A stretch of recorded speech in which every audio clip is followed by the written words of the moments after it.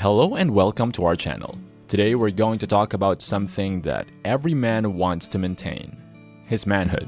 It's a sensitive topic, but one that we need to discuss openly and honestly. In this video, we'll be sharing the 4 steps that will help you keep your semen retention intact and thriving. Whether you're struggling with performance issues or self-confidence, or just want to improve your overall health, these steps will make a significant difference in your life.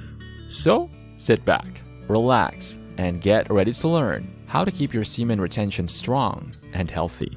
I've learned that there are 4 levels of semen retention over the course of approximately 4 years. 1 month into the semen retention process, I found that all 4 phases are present. As a guy, you'll encounter a wide range of topics, difficulties, and rewards.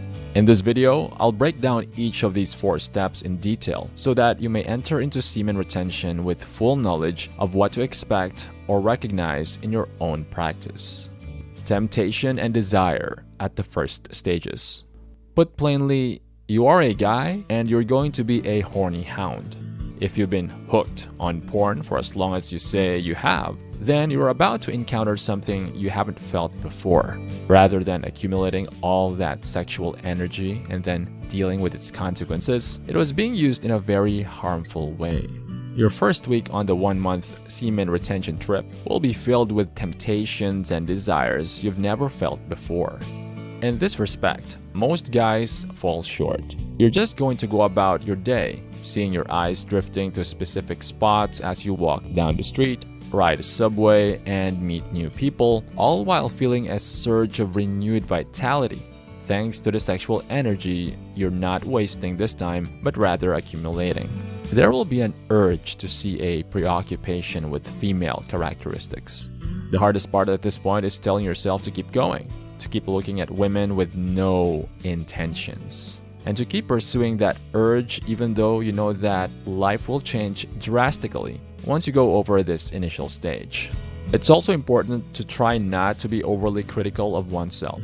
It's difficult enough to make it through that without also feeling an overwhelming pull toward feminine characteristics. To sum up, stop being so harsh on yourself.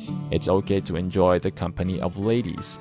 You shouldn't punish yourself for it. Keep it to a minimum if you can, but don't give up on yourself if it does. Temptation and a degree of desire you've never felt before are the only obstacles you need to overcome before moving on. You've made it through the first week, the beginning of the process. The next phase, marked by vigor and hubris, has begun. You have accomplished a great deal this second week. You should give yourself credit, but I've found that the men I work with and the clients I've worked with in general are prone to letting their excitement and sense of accomplishment at having overcome such a difficult obstacle give way to conceit and a belief that they are doing something truly extraordinary. You certainly are, but you also frequently swing to the I'm better than other people camp. You see, you are doing what you believe to be exceptional and consequently consider yourself superior. These must coincide with incredibly high amounts of energy, right? You're feeling more energized, more alert, and more capable than ever before. The task at hand is to bask in the glow of having accomplished something so tough that you really feel proud of yourself. You may relax knowing that your testosterone and libido have grown organically. You should make use of it, but not abuse it. Avoid coming out as arrogant or superior in whatever social situations you find yourself in. Don't let anyone know. Focus on yourself and what you need to learn on this path. Just because you're willing to do something that other guys aren't doesn't make you a better person. Just take pleasure in the present state of health. The 3rd level is founded on self-assurance and natural communication. After repeating this monthly routine for over 4 years, I've seen a gradual settling in routines and habits. As a result, you'll have more drive, self-assurance, and a greater desire to take bold, daring, and effective action. After 3 weeks, you may feel like these changes are becoming an integral part of who you are. After 2 weeks, you had plenty of time to become accustomed to your newfound awareness. And now that you've subdued your haughtiness, adjusted to your increased vitality, and given up staring at other women in public, you're keeping all that power to yourself. As a result of the status quo stabilizing, this assurance has evolved into a solid conviction. It is important to not be reliant on external factors, but rather on firmly established ones.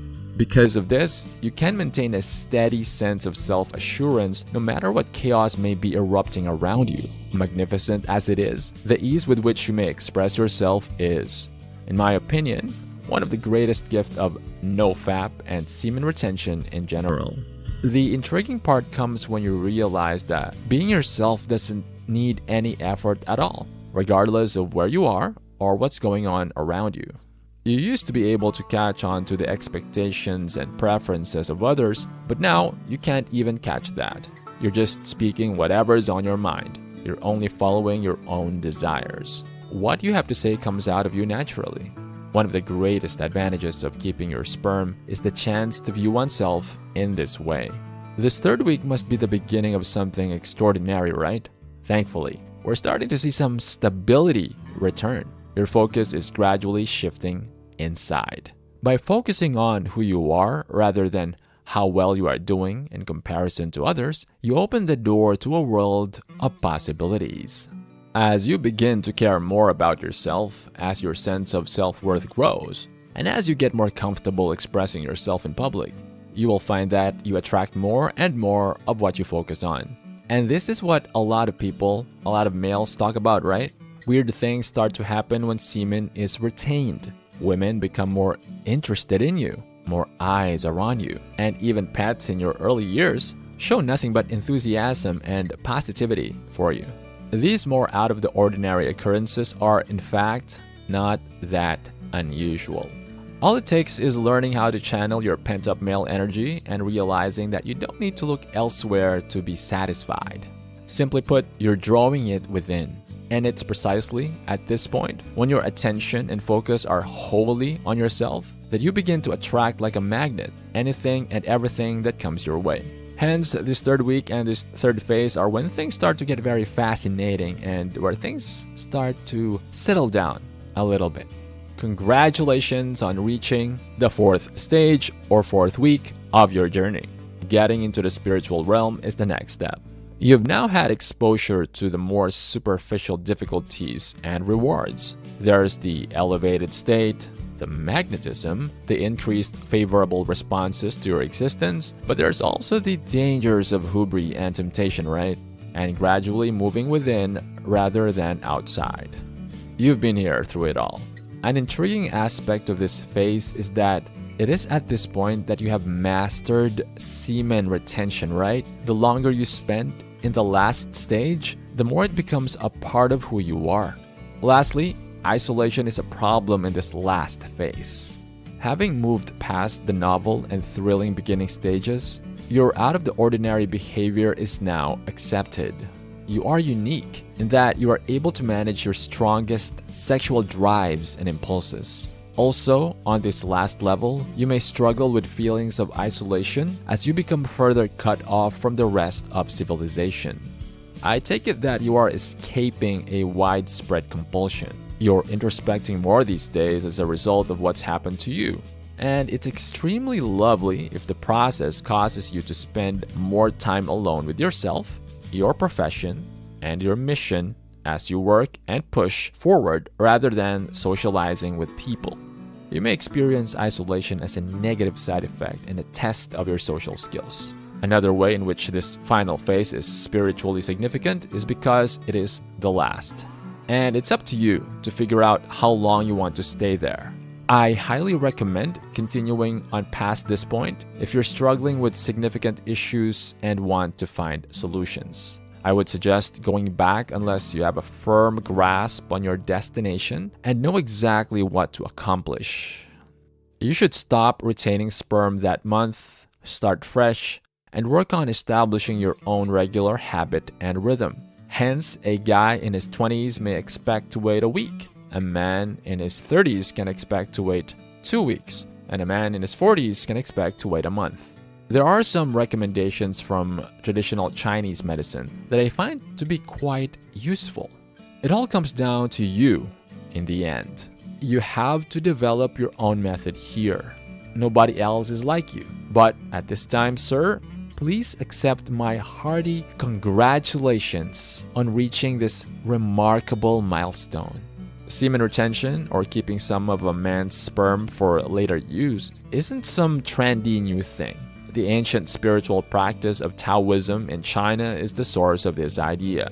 According to Taoism, suppressing your libido is more beneficial to your health and vitality than ejaculating, since the former drains your vitality and living force, while the latter helps you hold on to and grow your energy reserves. Keeping your sperm in your body rather than releasing it is the essence of semen retention. This may be accomplished in a number of ways. Abstinence is only one. One method is to practice having an orgasmic experience without ejaculating. You can ovulate during an orgasmic experience. Throughout the years, beliefs have surfaced stating that there are health benefits to retaining sperm, like increased fertility rates, enhanced testosterone, and improved vitality and health. In spite of these assertions, there is surprisingly little evidence to support them. Ejaculating on a regular basis is good for your health and fertility. Can you explain what happens to sperm and/or semen if they aren't ejaculated? Unreleased sperm either stores in the epididymis or the ejaculatory duct. At some point, it succumbs to its injuries and is reabsorbed by the body. There is no clear impact on health, either beneficial or harmful. But where do we stand on the concept of blue balls? It's a slang phrase for the rise in testicular blood pressure that occurs during sexual excitement. An erection is caused by trapped blood, the result of increased blood flow to the genitals and decreased blood flow away from the sexual organs when you're aroused. Aching or pain in the testes may occur if high blood pressure persists for an extended length of time without ejaculation. Yet, do not worry, because this is not hazardous in and of itself. We hope you enjoyed the video, but now that it's over, what did you think? Will you be starting your journey to manhood or semen retention today? Leave your comments down below. And don't forget to hit that like button. Also, click subscribe if you enjoyed the video and want to see more from us in the future. Thank you for taking the time to watch this.